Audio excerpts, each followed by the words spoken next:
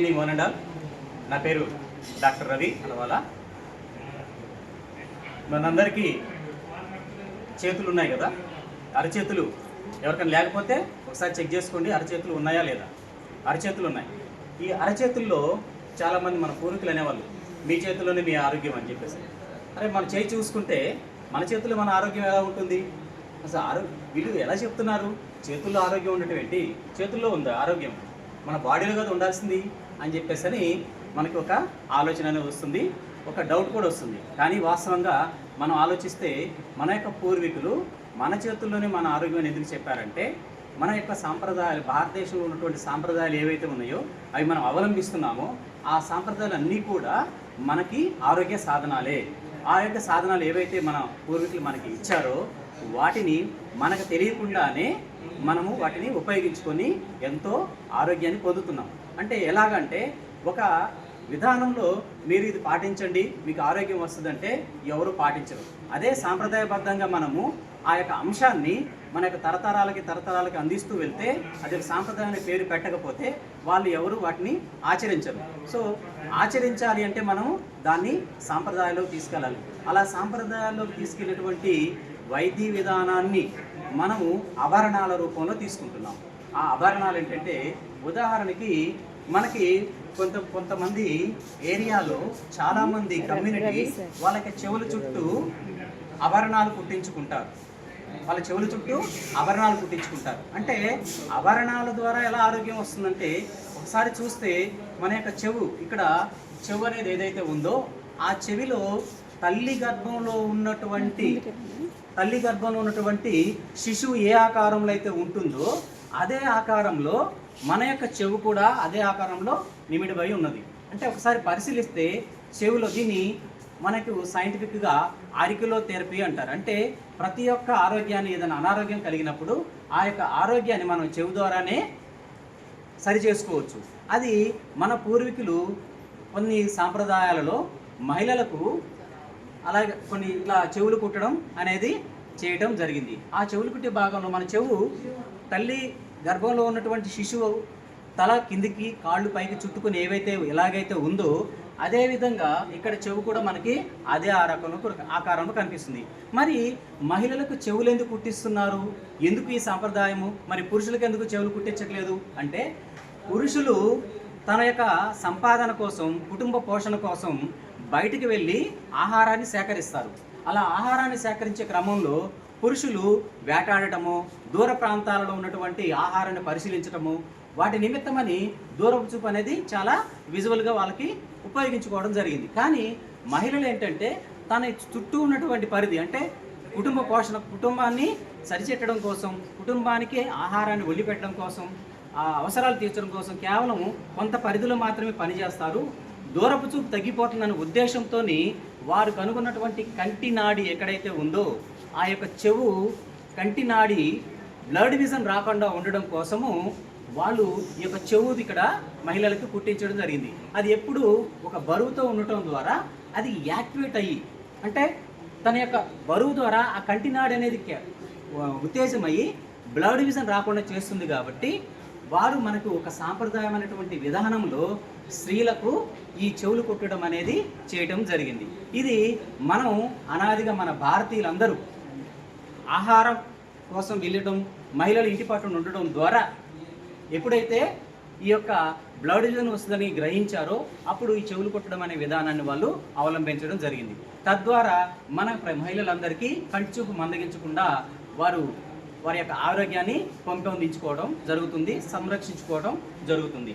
అదేవిధంగా మన సాంప్రదాయ వైద్యంగా అనుకుంటున్నటువంటి ఏదైతే ఉందో, మన ఆభరణాలు ఏవైతే అనుకున్నాయో అవన్నీ కూడా మన ఆరోగ్య సాధనాలు.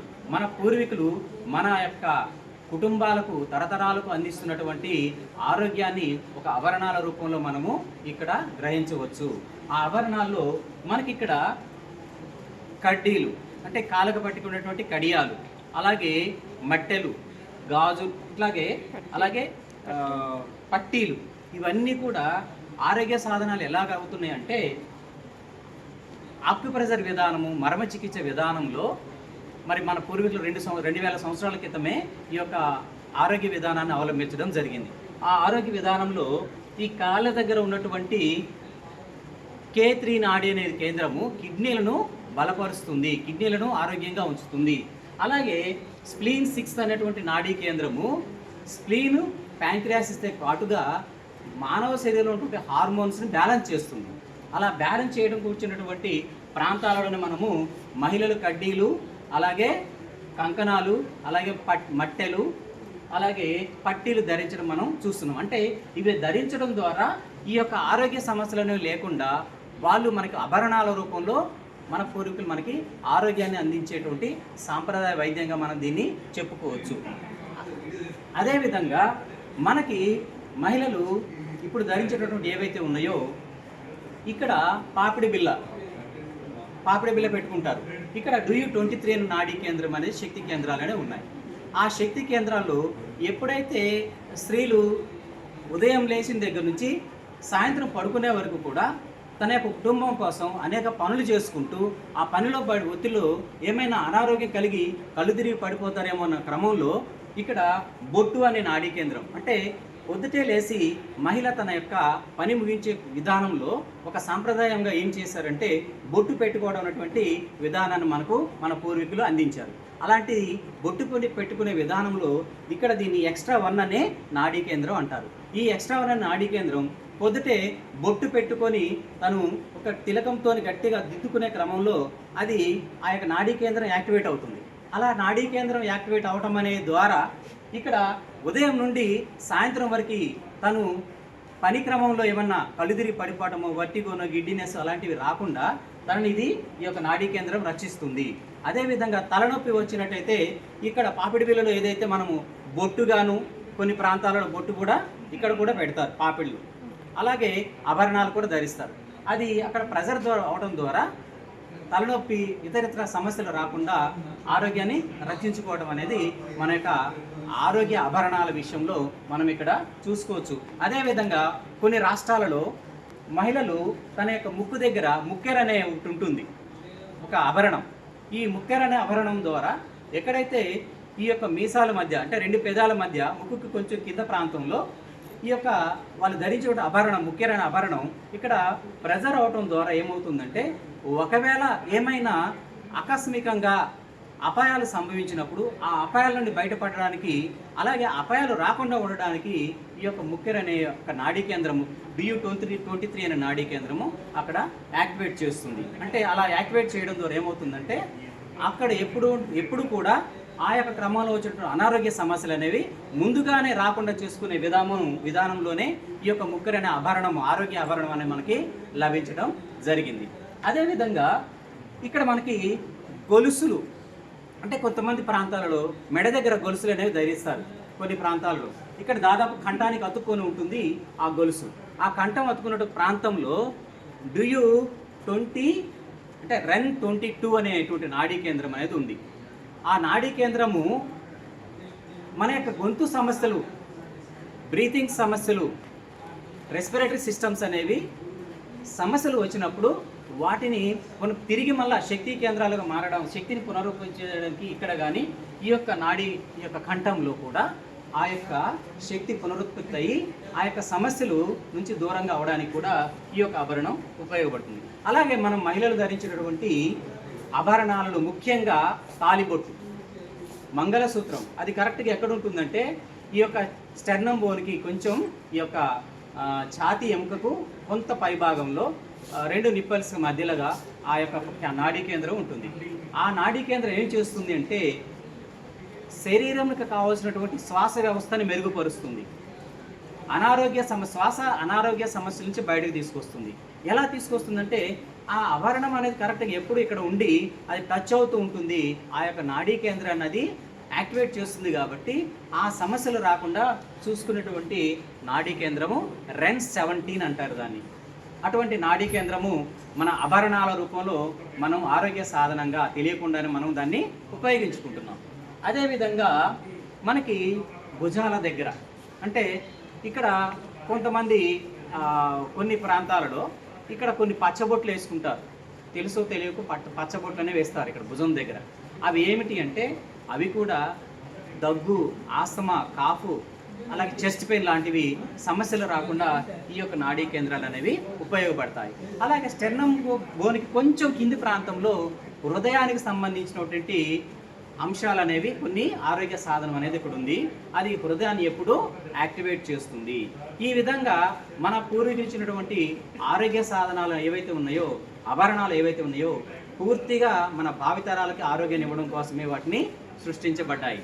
అదేవిధంగా మనకు తెలియకుండానే మనము భగవంతుని దగ్గరికి టెంపుల్కి వెళ్ళినప్పుడు ఆ యొక్క భక్తి పారవస్యంలో 2 చేతులు జోడించి మనము భజన చేస్తాము.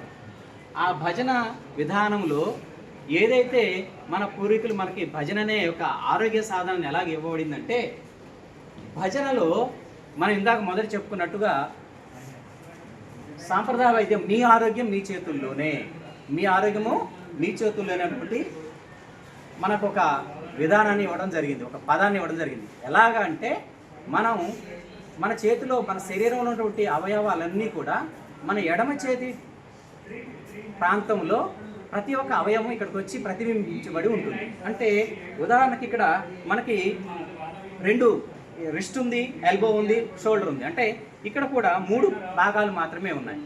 అలాగే ఈ చేతికి కూడా దీన్ని ఎడమ చేతిగా చెప్పుకుంటే ఇక్కడ కూడా 3 భాగాలు ఉన్నాయి. అంటే లోపల వైపు ఉన్నది లైట్ కలరు, బ్యాక్ వైపు ఉన్నది థిక్ కలర్. ఇలాగా ఈ యొక్క కలర్ ద్వారా 3 ప్రాంతాలని మనం 3 భాగాలుగా విభజించినప్పుడు ఇది చేతిని ఎడమ చేతిని రిఫ్లెక్ట్ చేస్తుంది, ఇది కుడి చేతిని రిఫ్లెక్ట్ చేస్తుంది. మధ్య ప్రాంతంలో 2 కాళ్ళు, ఎడమ కాలు కుడి కాలుగా రిఫ్లెక్ట్ చేస్తుంది.